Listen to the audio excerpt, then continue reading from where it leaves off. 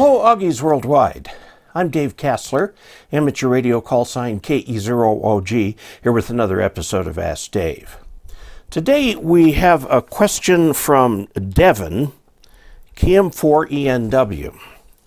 And he has a common problem, one that a lot of people would be interested in. He says, how would you ground a field or mobile station if it is ever even needed? I am thinking of adding a 2 meter 70 centimeter station to my RV trailer.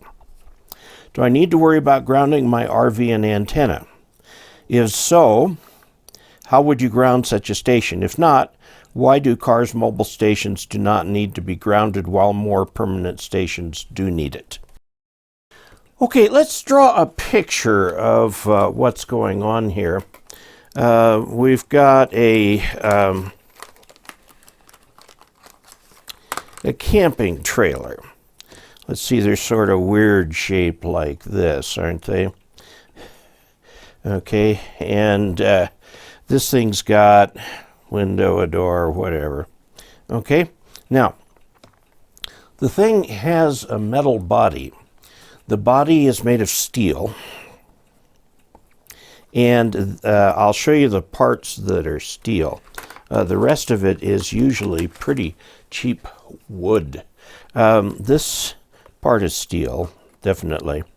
And the steel frame goes underneath, and there are some springs here for this, and usually there's a bumper in the back where you hide the sewer hose. Okay, now, this is the thing you want to ground to. This is the, if you will, the body that you want to ground to. Now, why do you do that? First of all, this isn't a ground, obviously. It really would fall more under the definition of a counterpoise. It acts a little bit more capacitive than it does resistive, because you put energy into it and then take it right back out. So that's more capacitive. In other words, it's a counterpoise, and it works just fine. So what I would do is, wherever you put your antenna,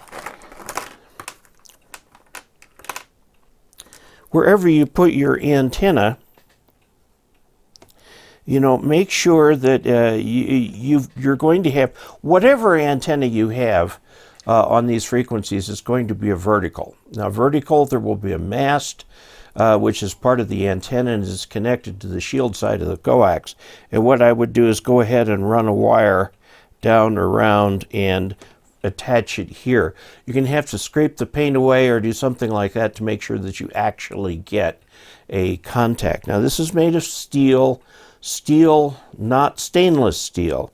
Steel direct to copper is going to be a point of corrosion, and eliminating the paint from this can create a corrosion point too. So you want to use a stainless steel screw or something like that to do that, and you want to coat it with something when you're done that will eliminate the competition. You can talk to your hardware store for things like that. You can get conducting grease to put right in it, but most normal greases are not conducting. You want a direct contact, but this is the same thing that you do with steel. You have your, I'll make my copper brownish, because it usually is brownish, or golden. It comes in here like this with a loop.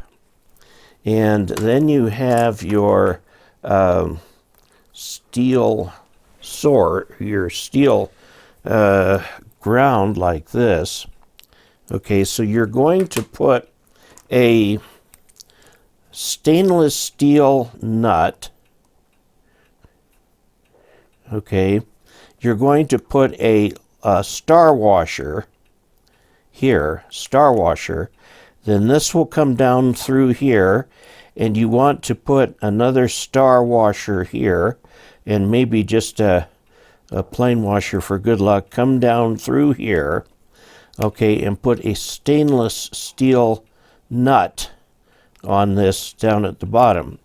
That way the copper never touches the steel chassis.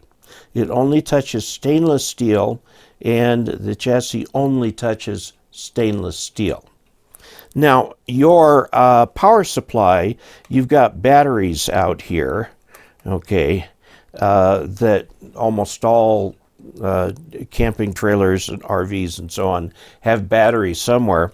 And the negative side of this, there's a positive and a negative. The negative is already grounded to that. So you've got your ground for the radio itself. With that, you should be able to operate just fine inside there. This could be a J-pole, it could be a multiband vertical, it could be just about anything. There's lots of things it could be, and you'll be fine. You'll probably want to put this up in such a way that you can take it down when you're moving. Otherwise, it's going to get caught on a bridge or something. Okay, so I think this answers the question. Yeah, you should, because you want the counterpoise of this. By the way, if you put the antenna here, you're going to get some radiation in all directions, but it's going to be a little bit stronger in the direction of, I'm assuming you've got a metal-sided RV. A lot of RVs these days have fiberglass sides, so you won't have the metal. So anyway, it will allow you to do what you need to do. All antennas that are vertical, that are 70 centimeter, 2 meter antennas are vertical and don't have to be mounted to a steel frame. If the frame is steel, you can get away with a mag mount, but if it is made of metal, it's almost certainly aluminum. So a mag mount is not going to do you much good because it won't hold on to anything up there. MFJ sells a bunch of verticals that are self-contained verticals that don't require radios or anything like that. So I hope that answers your question, what to do for an RV, and I hope you have many happy trails. So until we next meet, 73.